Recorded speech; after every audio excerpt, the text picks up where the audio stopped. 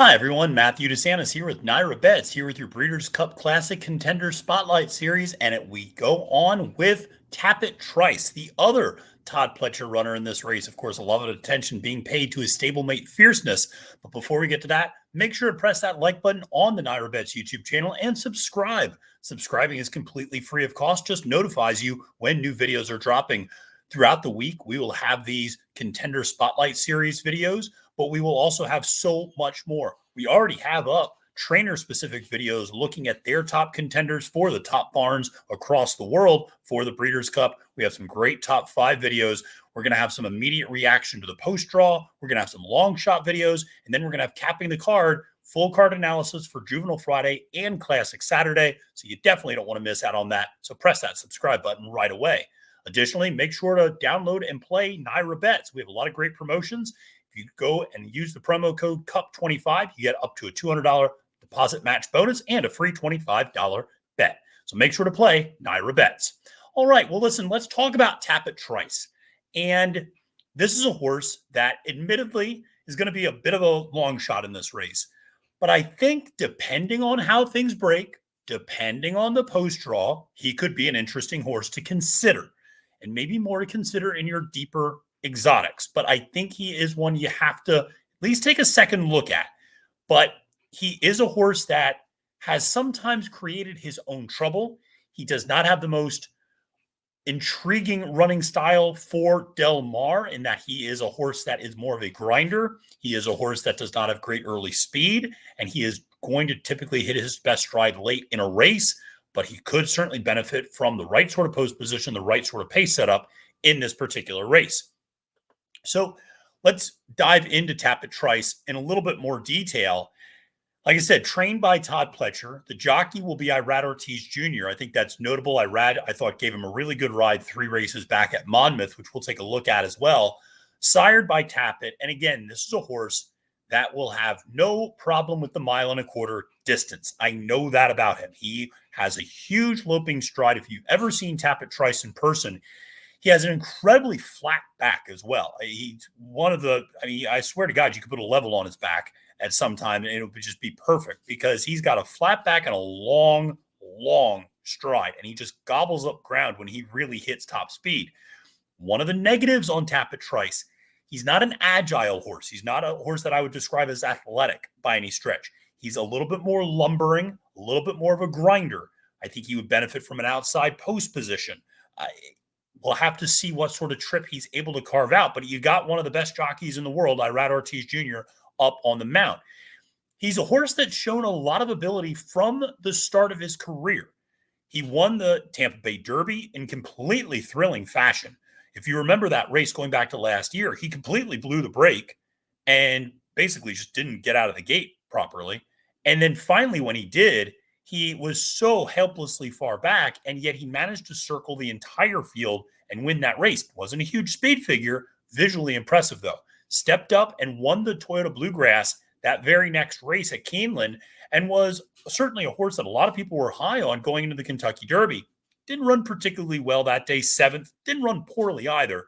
But again, never really was able to recapture that form. Earlier in the year, finished out the year with a 3rd in the Belmont, 3rd in the Travers. And like I said, just wasn't quite there in terms of kind of where he measured up with some of the best in his generation. Came back after a long layoff. Didn't run from the Travers until this summer in the Monmouth Cup. Comes back and wins that race. I thought looked really good doing it. And then goes on to win the Woodward 2 starts later up here in New York over a muddy sealed track. So he's got some wins. He likes the distance. The question is, what sort of trip is he going to work out and whether or not he can make up ground at Del Mar and he gets the sort of proper setup. Now let's dive into his past performances a little bit more. And, he's one of the few North American horses that has continued running at 4 years old and has 12 career starts, 6 victories. As I said, started off his career very promisingly, winning second time out over the slop at Aqueduct, then stepping up to Gulfstream Park, winning a really impressive allowance optional claimer before going on to win that Tampa Bay Derby and eventually the Bluegrass. So racked up a lot of wins early in his career. But like I said, kind of flattened out a little bit in the Kentucky Derby And then you see the third in the Belmont, which was a nice effort that was not a bad race at all. 100 buyer speed figure, good race overall there. Really didn't run well in the Haskell. Comes back to run pretty well in the Travers. Like I said, a third there, again, making up ground late. And then goes to the bench for quite a while. Comes back in the Monmouth Cup. And here is why, and we're going to watch the start and finish of that Monmouth Cup race with Irad Ortiz Jr. up on the mount. Now, it's important to point out, Tapit Trice is coming off an 11-month layoff in that race. Horses coming off those long of layoffs, they typically are going to be fresh. They're typically going to show a little bit more early speed than they might otherwise. And he kind of does both of those things in this Monmouth Cup. He's on the far outside. He's the big gray. You're not going to miss him. But he's on the far outside. And look at the ride that Irad Ortiz Jr. gives to him here early in the race. They break. He's never been a very particularly fast breaker. But Irad kind of doesn't really even push him that hard. The horse just is excited to run again. And is showing some pretty good speed. And again, Irad's letting this horse stay on the outside. And going into the first turn, you can see Irad is in no hurry to try to save ground. This is something about Tapit Trice. He can run all day. I'm not worried about the distance at all.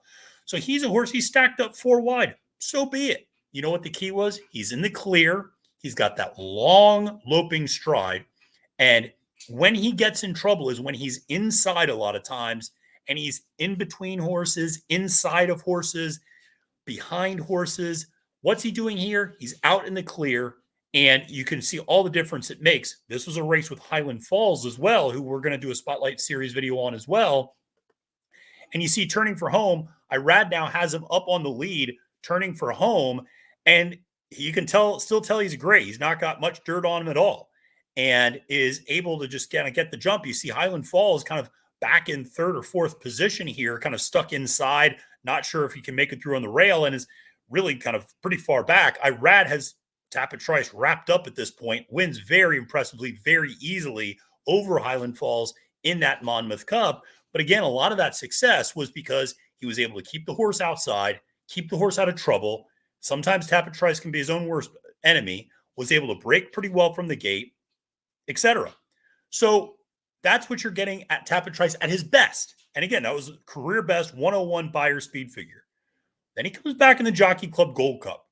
And the tables are turned because unlike last time where he has the outside post and Highland Falls has the inside post, now we're suddenly in a different spot. Highland Falls has a post a little further outside and Tapit Trice is trapped down on the rail. So now we're going to take a look at the start of the Jockey Club Gold Cup. And again, he's on the rail here. And when the gates open, he's breaks fine, but he just doesn't have great early speed. And so now you see on the outside, Arthur's Ride and Highland Falls really going, as well as a horse like Pyrenees, who's going to be in the Breeders' Cup Classic as well, sitting third. But suddenly, Tapit Trice, unlike that Monmouth Cup where he's tracking on the outside in the second group, he's stuck on the inside now. He's able to move up on the turn, but he's on the inside, taking kickback, a little bit more of an uncomfortable position. I know that pocket trip is supposed to be, a very sought-after trip. Everybody always likes getting that pocket trip. Not all horses like the pocket trip, and Tapit Trice is one of those. And I'll be honest, when he turned for home in the Jockey Club Gold Cup, I forgot he was a great horse because you wouldn't be able to tell it with the amount of kickback he got that day at the Jockey Club Gold Cup. So turning for home, here they are, Highland Falls and Arthur's Ride up in the front. And there you see Tapit Trice on the outside. Again, you can't tell that he's a gray from that angle at all. But he's been taking kickback the entire time. Irad finally gets him outside. But at this point, it's much too late. Highland Falls had the jump the whole time. And even Pyrenees is in a better position early in that race to make some sort of a run late. Highland Falls able to put away Arthur's Ride, pulls away. Pyrenees runs second. You see Tapit Trice there come across the wire in kind of a photo for third and fourth, ultimately finishes fourth in that race, but was well back. So again, when things aren't necessarily stacked up in his favor, Tapit Trice can have some potential issues. Now, last time out in the Woodward, we're back on a sloppy track. Remember, he's 2 for 2 on a sloppy track. So he does, or a muddy sealed track. So he does like the muck a little bit in that regard. You're not going to get that out at Del Mar where weather looks to be absolutely beautiful. But this is an example of how he can be his own worst enemy. This is a 4-horse race in the Woodward with Skippy Longstocking as your overwhelming favorite. Masquerade is in here as well. He's the number 3 horse. He just doesn't really break that cleanly. And he had Dylan Davis aboard him that day. So maybe you can chalk some of that up to just a different jockey and a new jockey and not necessarily knowing the feel of the horse. Dylan's having a phenomenal meet. But you can see right there, much like the last time, he is hopelessly back early. Again, we'll watch that. He just didn't want to go. He's just not fast out of the starting gate. I made a joke on X that he looked like me getting out of the blocks in the 100-yard dash. I mean, we're moving, but we're just not making up ground on anybody. And so, the fact that he's behind a horse like Krupe, who has 0 early speed, is kind of damning to some extent. And like I said, it's a 4-horse race. Now, turning for home, he kind of encountered some more issues here because he's positioned on the rail behind Masquerade. Masquerade starts backing up, and right there, you see, starts to check, and Dylan's got to check him up, and he kind of has to stop his momentum a little bit. Skippy's got the jump on everybody and should win this race 99 times out of 100, except he tires late. And all of a sudden, Tapit Trice is kind of, again, not a great spot. I mean, in between horses, taking kickback, doesn't necessarily love it, but look what Dylan finally does in the last furlong. Stretches, gets this horse back on the outside. And now watch. Now we're going to start tracking people down. Now we're going to start running. Now that stride really unfurls, and he is able to get up and win the Grade 2 Woodward. So listen, at his best, he's, I think, an intriguing horse because he can get the distance and he can really pick horses off coming down the stretch. The key is he's got to be outside. Even if he gives up ground, that's okay. But if he draws an inside post position, I think he's a toss. Personally, I'm higher on him, I think, than others, which everybody's got their own take on this, on these horses. And so if you're sitting there listening, go, Matthew, this horse is a toss no matter what. I get it. But I think that he could be an intriguing horse to, at the very least, include in your vertical exotics and to include in something like a trifecta or a super in this race, because he's going to be a price. That's for sure. He's got Irad back up. Irad rode him, obviously, those 2 races, the one at Monmouth, the one at Saratoga. The difference in those 2 starts was where he was able to be positioned early in the race. Now, he doesn't have outstanding early speed by any stretch, but he can be tactical at times. He does have enough versatility to be able to sit more of a mid-pack trip, I'll just say. And so in this race, if he's able to draw in to the outside, and if he's able to sit behind Arthur's Ride, Fierceness, City of Troy, maybe 1 or 2 of the Japanese horses, maybe Highland Falls, we'll see. But he could sit in that next group because he's certainly faster than a horse like Senior Buscador or Ushba Tesoro or Sierra Leone.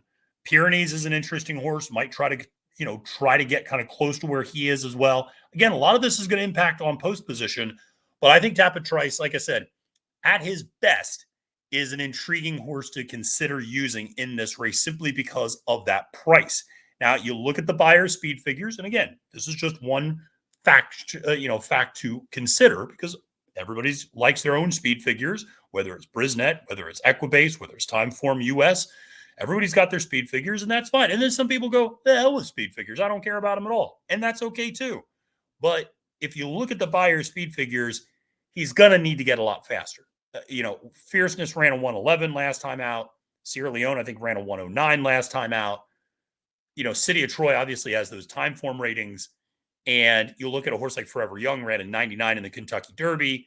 So, the career best here with Tapit Trice is a 101.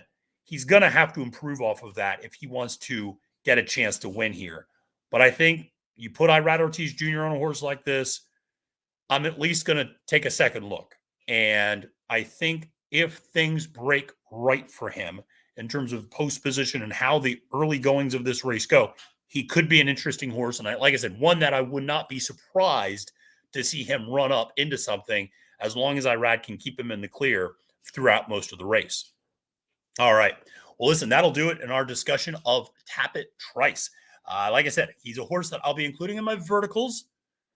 Not sure I'll be including him in my horizontals. There's enough horses in this race that I think have a much better chance at winning. I wouldn't be shocked if Tapit Trice won, but I'd be a little surprised, certainly.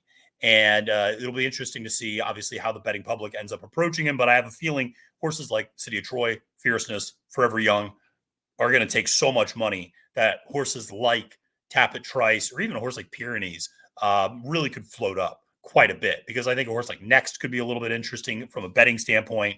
I could see people betting on that horse. Highland Falls, coming off the win in the Jockey Club Gold Cup, could take a little bit of action. So I think there's some other horses, even the Japanese contingent. I think the other 2/3 of it could take some action as well. So interesting betting race. We'll have to see how it plays out on Saturday. But thank you so much for watching this video on Tapit Trice. Make sure to press that like button and subscribe to the NYRA Bets YouTube channel. My name is Matthew DeSantis, wishing you a great and prosperous day at the races, and reminding you, friends, it's now post time.